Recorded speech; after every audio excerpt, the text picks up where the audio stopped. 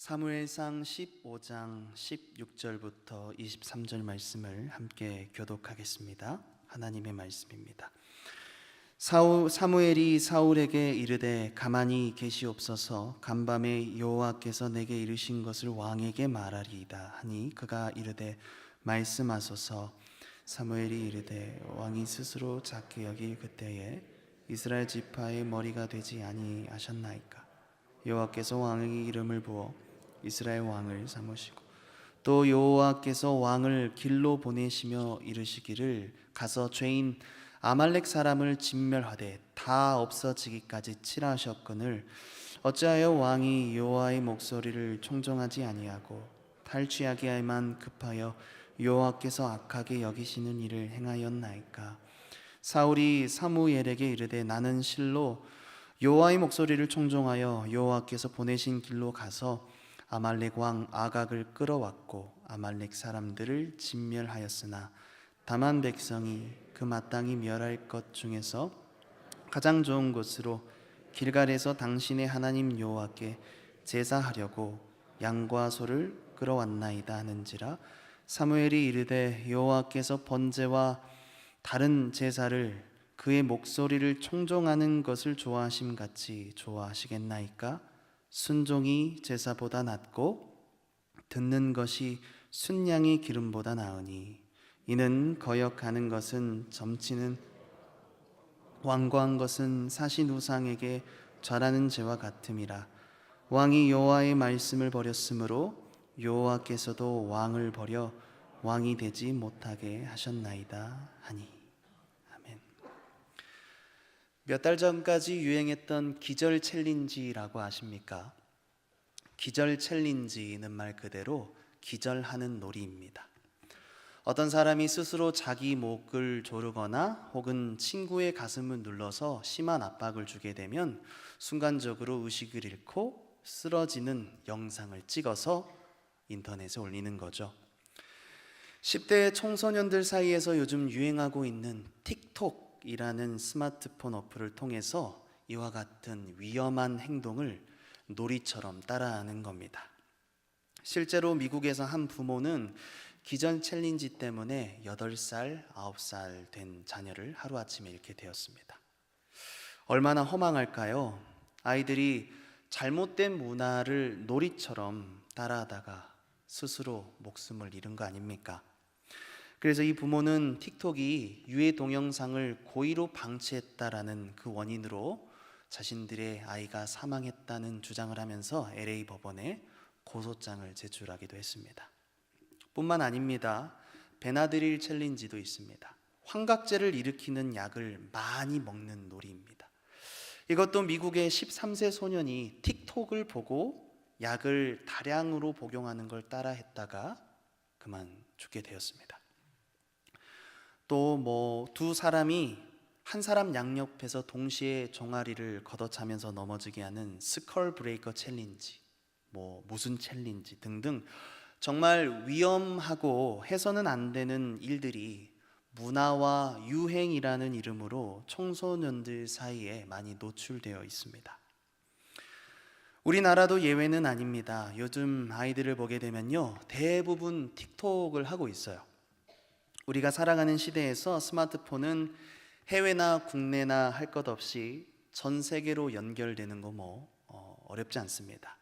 손가락 몇 번만 누르면 미국 사람하고도 통화하고 러시아 사람하고도 무료로 영상 통화도 할 수 있습니다. 외국어 못해도 됩니다. 통역도 번역도 스마트폰이 다 해주니까요.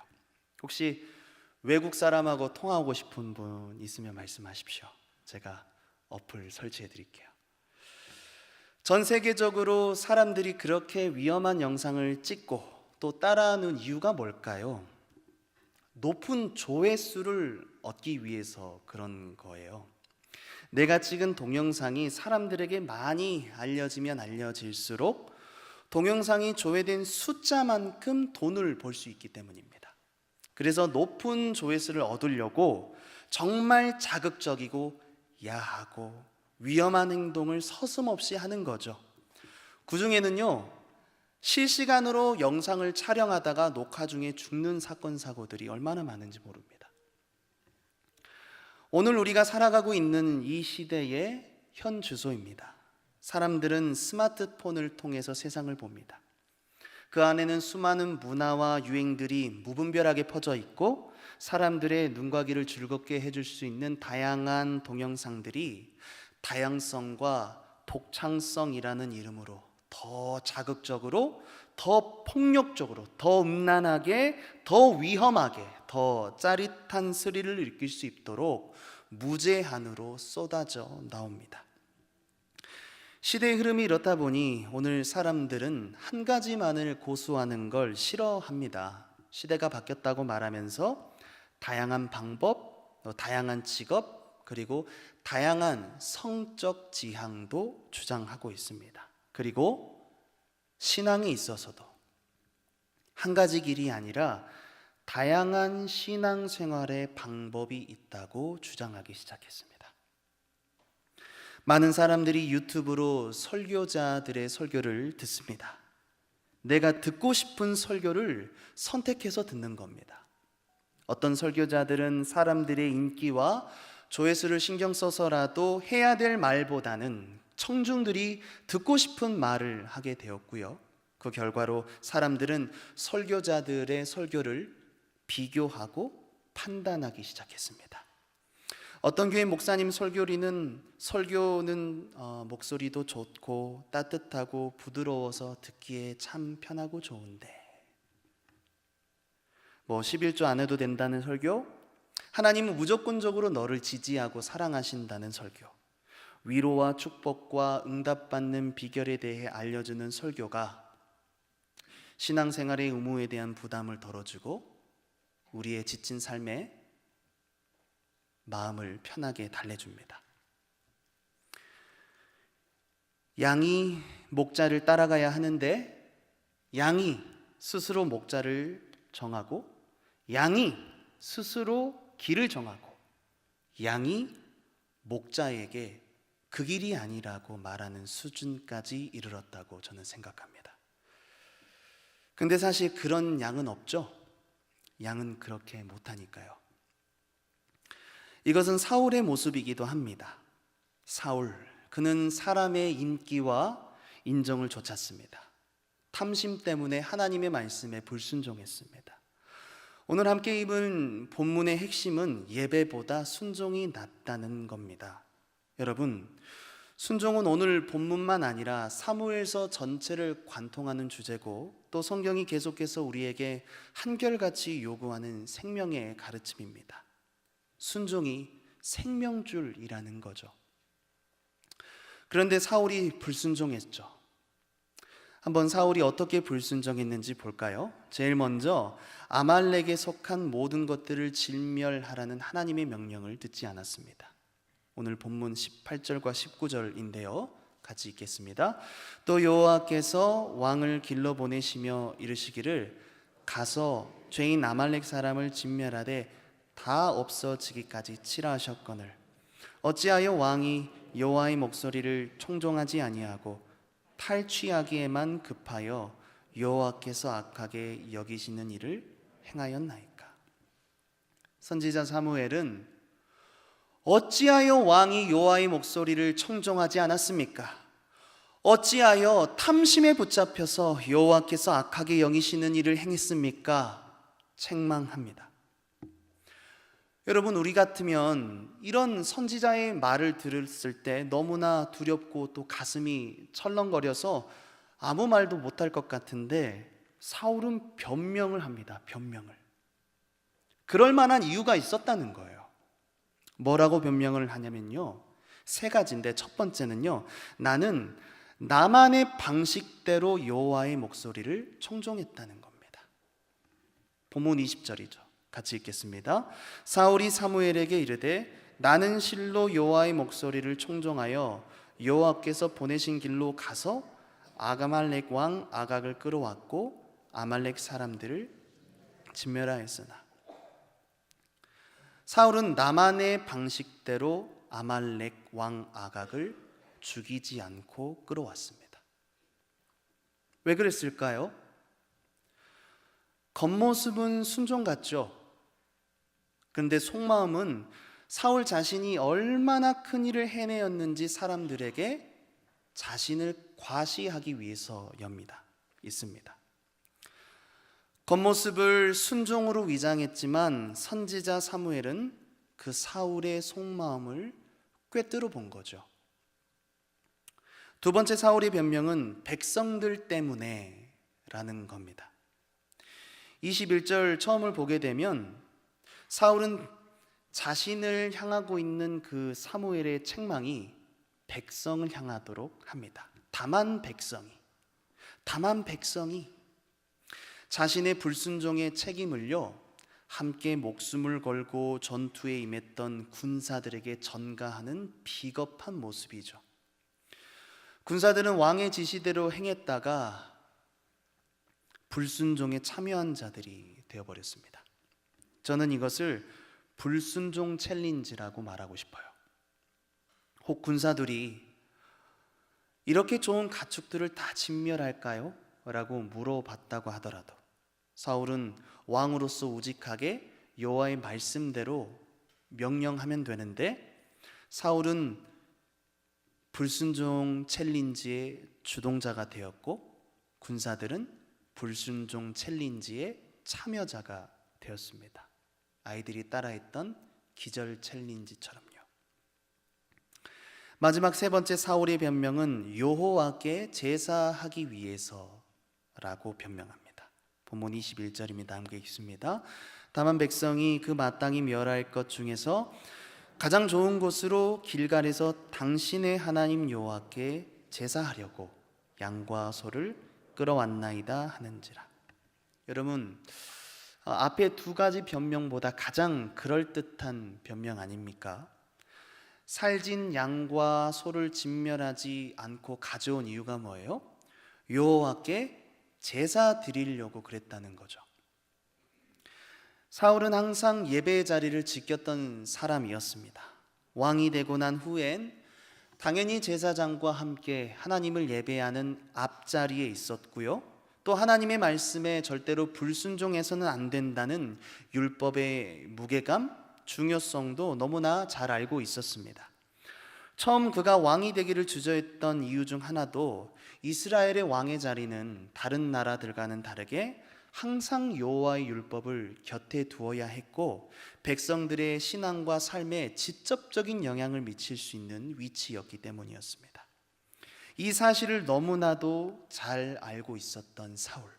그런데도 그가 불순종한 원인에는요 숨겨진 이유가 있습니다.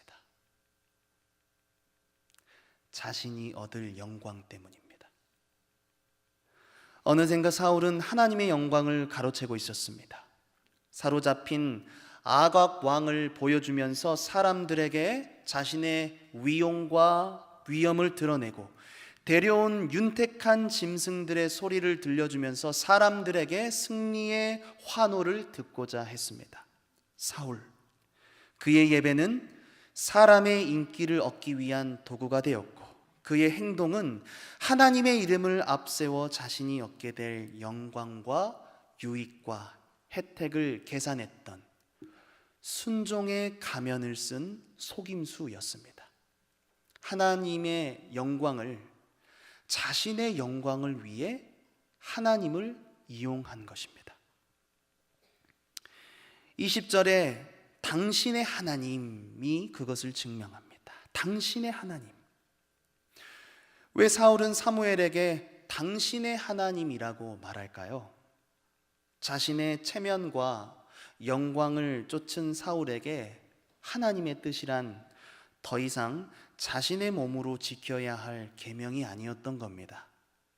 그냥 교묘하게 선을 넘지만 않으면 되는 정도. 은밀하게 하되 드러나지 않게 해서 들키지 않으면 되는 정도. 하나님의 계명을 지킬 마음은 없지만 그래도 지켜야 한다는 것쯤은 나도 알고 있었다고 말하는 겁니다. 불순종한 것을 들켰지만 그래도 여전히 자신이 간접적으로라도 하나님께 속해 있단 명예의 안전띠를 확인하려는 모습인 겁니다. 하나님과의 벌어진 관계의 거리를 느낀 불안함의 표출이었습니다. 가장 좋은 곳으로 하나님께 예배 드리려고 그랬어요. 사무엘, 당신의 하나님께요. 그러나 사무엘은 단호하게 사울의 행동을 판단합니다. 22절 말씀입니다. 함께 읽습니다. 사무엘이 이르되 여호와께서 번제와 다른 제사를 그의 목소리를 청종하는 것을 좋아하심같이 좋아하시겠나이까. 순종이 제사보다 낫고 듣는 것이 순양의 기름보다 나으니. 사무엘의 판단이 무엇입니까? 순종이 제사보다 낫다는 거예요. 예배보다 더 나은 것이 순종이라고 말씀합니다. 사랑하는 성도 여러분, 순종이 무엇입니까? 여호와께서 말씀하신 그대로 듣고 그대로 행하는 겁니다. 귀를 기울여서 듣는 겁니다. 주의하여 살펴서 행동하는 겁니다. 오늘날 교회 안에서 특별히 청소년들에게 순종이 얼마나 중요한 것인지, 그 순종의 가치를 가르치는 것이 참 쉽지 않습니다. 꼭 불순종 챌린지를 보고 있는 것 같아요. 가장 기본적인 신앙의 의무를 인지하지 못한 세대로 자라가고 있는 것 같은 모습을 볼 때 정말 가슴이 아프고 안타깝습니다. 성경책 안 들고 다닙니다. 가정에서 성경 안 읽는 거죠. 여러분, 우리는 어떻습니까? 하나님의 말씀을 있는 그대로 순종하고 있습니까? 듣지 않고 자기 할 말만 늘어놓는 모습은 없습니까? 예수님께서 부자 청년에게 말씀하신 것처럼 여러분, 혹시 오늘 기도할 때 하나님께서 전 재산을 다 바치라고 말씀하시면 여러분 그대로 다 순종하실 수 있으시겠습니까? 항상 기뻐하고 쉬지 말고 기도하고 범사에 불평과 원망과 저주가 없이 감사와 축복의 언어만을 사용하고 계십니까? 어떤 사람은 하나님이 꿈에 나타나셔서 말씀해 주시면 좋겠다고 말하더라고요. 나타나면 뭐합니까? 말해도 안 들을 거 뻔히 다 아시는데요. 그래서 꿈에서 말씀하시지 않는 거죠. 이상한 간증만 늘어놓을 테니까.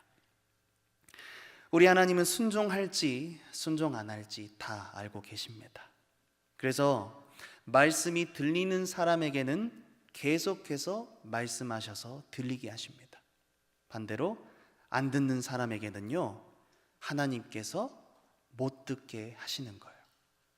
불순종해 놓고 하나님의 뜻대로 했다고 이상한 자랑하지 못하게 하려고요. 순종이 어려워 보이는 이유는 하나님의 요구가 어렵기 때문이 아니라 마음이 뒤틀려 있기 때문입니다. 성령이 아니라 악령의 영향을 받고 있기 때문입니다. 23절 말씀인데요, 같이 읽겠습니다. 이는 거역하는 것은 점치는 죄와 같고 완고한 것은 사신 우상에게 절하는 죄와 같음이라. 왕이 여호와의 말씀을 버렸으므로 여호와께서도 왕을 버려 왕이 되지 못하게 하셨나이다 하니. 여러분, 이 자리에 전보로 다니는 사람 있을까요? 아니죠? 갑자기 분위기가 싸해졌어요. 근데 어떤 교회를 보게 되면 있더라고요. 어느 교회 권사는 용한 점집이 있다고 교회 성도들에게 알려준대요. 그런데 여러분, 우리가 굳이 점집에 점을 보러 가지 않더라도 불순종이 점치는 것과 같다는 겁니다. 하나님의 말씀을 절반만 듣고 순종하는 흉내만 내는 것은 우상 숭배하는 죄라고 말씀합니다. 왜요? 하나님의 말씀을 버려버리고 다른 사람의 말을 더 중요하게 들었기 때문이에요. 우리가 주로 불순종하는 이유가 내 생각과 계획이 있기 때문이잖아요. 내가 그린 미래의 그림이 있기 때문이잖아요. 점치는 것과 같은 거죠. 미래를 미리 그리고 원하는 것을 얻으려고 하는 것. 요한계시록을 보게 되면 이것은 지옥 가는 사람들의 특징입니다. 요한계시록 22장 15절 같이 읽겠습니다. 개들과 점술가들과 음행하는 자들과 살인자들과 우상숭배자들과 및 거짓말을 좋아하며 지어내는 자는 다 성 밖에 있으리라. 저는 기도합니다. 말씀을 전하는 사람으로서 하나님, 제가 불순종 챌린지의 주동자가 되지 않게 해주세요.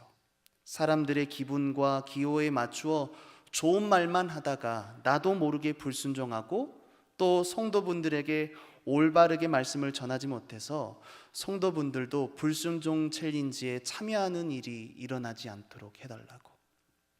여러분들께서도 우리 담임 목사님과 사역하는 모든 교역자분들을 위해서, 그리고 교회 중직자분들을 위해 그렇게 기도해 주시길 바랍니다.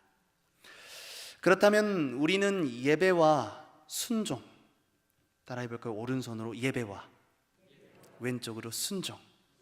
이 예배와 순종의 건강한 균형을 갖춘 신앙생활을 하기 위해서는 어떻게 해야 될까요? 첫째는 성령님을 근심시켜 드리지 말아야 합니다. 에베소서 4장 30절입니다. 함께 읽습니다. 하나님의 성령을 근심하게 하지 말라. 그 안에서 너희가 구원의 날까지 인치심을 받았느니라. 데살로니가 전서 5장에도 나와 있죠. 19절부터 22절을 함께 읽습니다. 성령을 소멸하지 말며 예언을 멸시하지 말고 범사에 헤아려 좋은 것을 취하고 악은 어떤 모양이라도 버리라.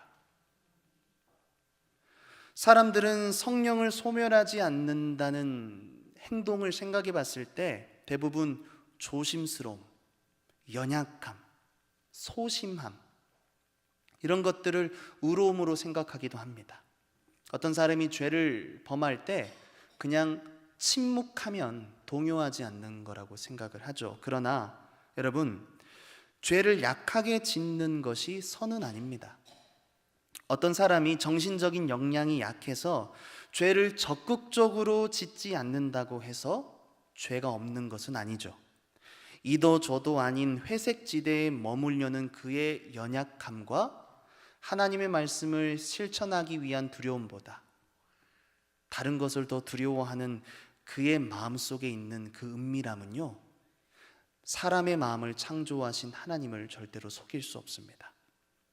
두 번째, 불순종에는 반드시 하나님의 심판이 따른다는 사실을 묵상해 보는 겁니다. 하나님은 회개하는 자를 용서하시지만 죄에는 반드시 값이 있습니다. 하지만 악인들은 이 사실을 인정하려 하지 않죠. 시편 36편 1절과 2절에 악인들의 마음이 나와 있는데요, 같이 읽어보겠습니다. 악인의 죄가 그의 마음속으로 이르기를 그의 눈에는 하나님을 두려워하는 빛이 없다 하니 그가 스스로 자랑하기를 자기의 죄악은 드러나지 아니하고 미워함을 받지도 아니하리라 함이로다. 악인들의 마음의 상태가 어떻습니까? 내 죄악은 잊혀질 거고 내 죄악으로 말미암아 나는 누구에게도 판단받지 않을 거라 믿는 거죠. 한 번의 불순종은 결코 가볍지 않습니다. 우리의 영혼에 치명적인 손상을 입힙니다.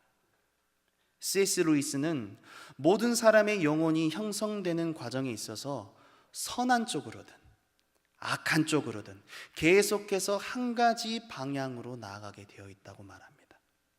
보통 사람이란 없고요, 영원히 불멸의 악한 자 쪽으로 가든지 아니면 영원한 성자 쪽으로 되든지 둘 중 한쪽으로 가고 있다고 말합니다.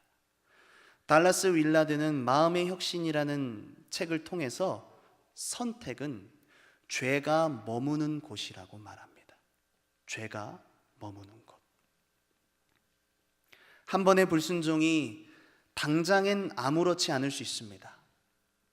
그러나 머지않아 다리가 처참히 무너지게 된 원인으로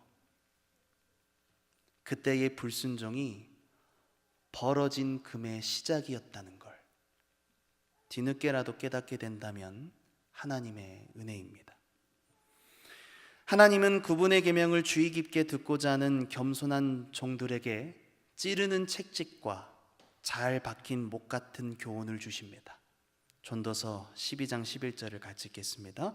지혜자들의 말씀들을 찌른 채찍들 같고 회중의 스승들의 말씀들은 잘 박힌 목 같으니 다 한 목자가 주신 바이니라.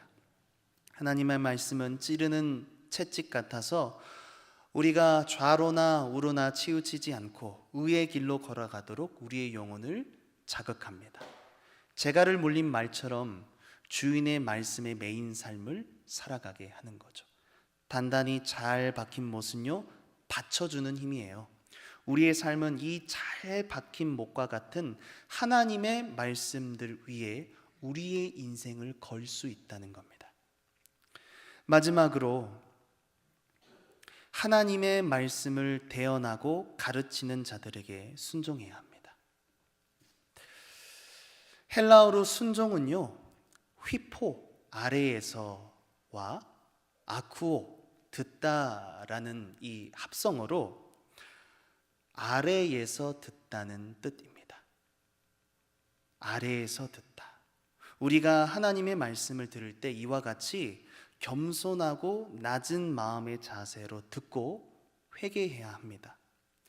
소율이 문답 87문은 말씀이 선포될 때 일어나는 생명에 이르는 회개에 대해서 다음과 같이 정의하고 있는데, 제가 질문을 드리면 여러분 같이 한번 읽어보겠습니다. 생명에 이르는 회개란 무엇입니까? 생명에 이르는 회개란 구원의 은혜입니다. 그로 인해 죄인이 자기의 죄에 대한 참된 인식과 그리스도 안에서 하나님의 자비를 이해함 가운데 자기 죄를 괴로워하고 미워하는 것, 죄에서 돌이켜 하나님께 향하는 것입니다. 새롭게 순종하는 것을 온전히 목적으로 삼고, 뒤에는 없습니까?